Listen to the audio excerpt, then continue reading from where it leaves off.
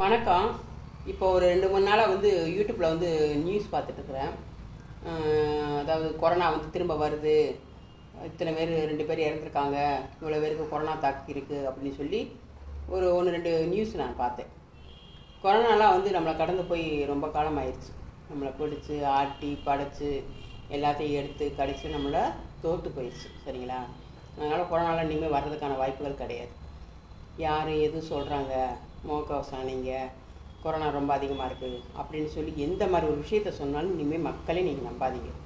கடவுள் இனிமேல் நம்மளுக்கு கொரோனாவை அனுமதிக்க மாட்டார். அதே மாதிரி நாமளும் ஜெயிச்சிட்டோம். சரிங்களா? ஜெயித்த ஒரு விஷயம் திரும்ப வர்றதுக்கு வாய்ப்புகள் கிடையாது.